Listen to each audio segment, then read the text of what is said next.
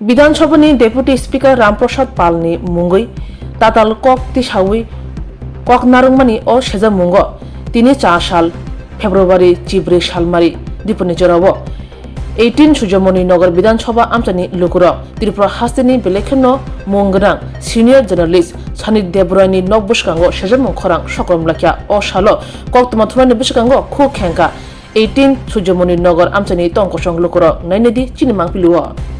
नमस्कार। आज के प्रतिबाद हलो गत 9 तारीख सोमवारे रवींद्र भवनेर सामने सांबादिकरा जे कनफारेंस दिएছে সেটা ওনাদের অধিকার এবং ওটাকে আমরা স্বাগত এবং মাথায় রাখি। ওনাদের ব্যাপার, ওনাদের অধিকার আছে।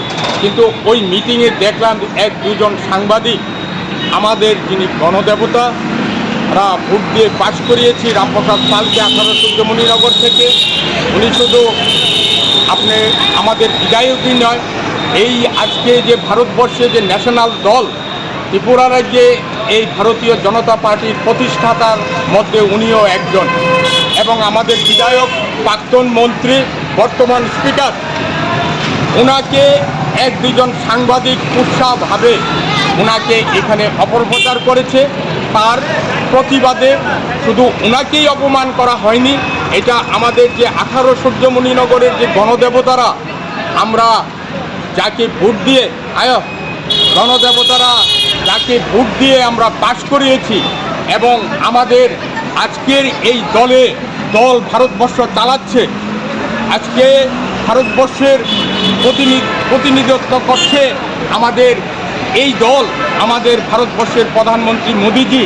আজকে ত্রিপুরা রাজ্যের 24 লক্ষ লোকের 44 লক্ষ লোকের উনি অধ্যক্ষ।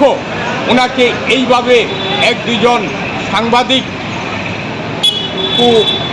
ভাবে বিভিন্ন প্ররোচনামূলক কথাবার্তা বলছে, এইটার প্রতিবাদী আজকে। কেননা আমরা সাংবাদিককে মাথায় রাখি, সাংবাদিককে শ্রদ্ধা করি, ওনারা গণতন্ত্রের চতুর্থ স্তম্ভ। এবং সারা ত্রিপুরা রাজ্যের যে ভূপেন দত্ত ভৌমিক সাংবাদিক ছিলেন, উনি আজকে নেই, প্রয়াত হয়েছেন। ওনাকে আমি হাজারো সেলুট, হাজারো শ্রদ্ধা জানাই। উনি উত্তর পূর্বাঞ্চলের শ্রেষ্ঠ সাংবাদিক। উনি আমাদের ত্রিপুরা রাজ্যকে দেশের মধ্যে একটা বড় জায়গায় বসিয়ে দিয়েছে। ওনার রাজ্যের এই সাংবাদিকরা, এই একজন সাংবাদিক আজকে বাজে মন্তব্য আমাদের বিধায়কের সম্বন্ধে বলেছে, সেইটারই আজকে আমরা প্রতিবাদ করতে এসেছি। বলতে আমাদের বিধায়ক এতদিন এই স্টেশনে ছিলেন না, উনি বাইরে ছিলেন, আজকে এখন আসবে, ওনার সাথে আমরা দেখা করতে এসেছি। উনি আমাদেরকে কি বলবেন, যদি উনি সঠিক উত্তর দিতে পারেন, না হলে আমরা বৃহৎ আন্দোলনে যাব। আমরা দিল্লি অবধি 10,000 লোক নিয়ে ট্রেন ধরে আমাদের পার্টির হাইকমান্ড এবং অল ইন্ডিয়ার যে সাংবাদিকের যে প্রেসিডেন্ট, ওনার সাথে আমরা দেখা করব। এই এক দুজন সাংবাদিকের বিরুদ্ধে আমরা 10,000 লোক নিয়ে দিল্লি মার্চ করব এর মধ্যেই। এখন একটু বলবেন। আন্দোলন বলতে আজকে দেখুন, আমরা কিছুক্ষণের মধ্যে আপনারা এটা উপলব্ধি করতে পারবেন, কয়েক হাজার যুবক আজকে এই এলাকার মধ্যে আশ্রয় পড়বে আর কিছুক্ষণের মধ্যে। ওই মুভমেন্ট থেকে আমি এসেছি, সবাইকে শান্ত করে এসেছি, বলে এসেছি যে আমাদের মাননীয় বিধায়ক আর কিছুক্ষণের মধ্যে আসবেন। আজকে মূলত আমাদের উদ্দেশ্য আমাদের বিধায়কের বাসভবনে আমরা সবাই আসছি, সূর্যমণিনগর এলাকার বাসিন্দারা যারা আমরা আছি, আমরা এসেছি আপনাদের সামনে। আমাদের এলাকার বিশিষ্ট অভিভাবক মহাশয় বিস্তৃত আপনাদের সামনে বলেছেন। আমাদের বক্তব্য একটাই যে গণতান্ত্রিক ব্যবস্থাপনায় সংবাদ মাধ্যম একটা গুরুত্বপূর্ণ স্থানে আছে, এটা আমরা সবাই জানি। কিন্তু সেটাকে ব্যবহার করে যদি কোনো ব্যক্তি বিশেষ যদি সেটাকে কলুষিত করে সাংবিধানিক জনগণের দ্বারা নির্বাচিত কোনো একটা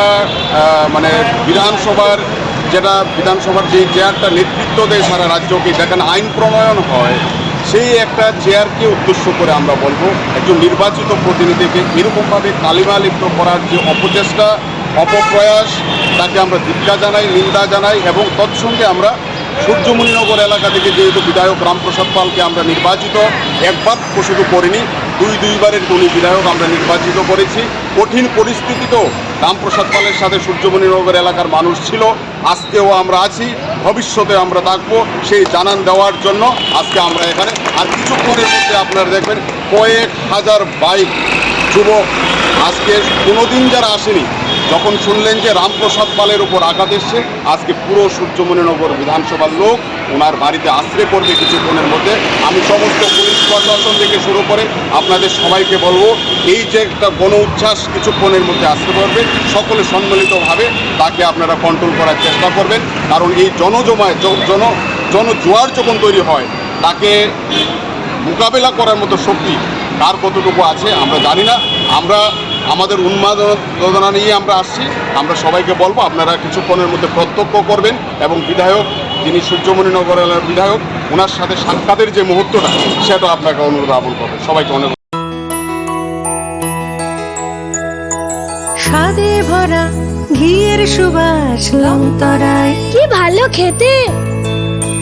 শুদ্ধ ঘিয়ের আবেশ ভরা লংতরায়, অপূর্ব সুগন্ধ, পুষ্টি ভরা ঘিয়ের খাবার, গাওয়া ঘি প্রিয় সবার লংতরায়। একেই বলে বিশুদ্ধ ঘি। বিশুদ্ধ ঘি নাম মনে রেখো লংতরায়। লংতরাই ঘি রোজ খাবারে তোমাকে চাই। লংতরায়, লংতরায়, লংতরায়। রান্না হয় মন তাই করছো জয়, ভালোবেসে বলছি তাই, রান্নায় তোমাকে চাই, চাই শুধু লংতরাই, চাই শুধু লংতরাই। লংতরাই গুঁড়ো মশলা, রান্নায় তোমাকে চাই, চাই শুধু লংতরায়।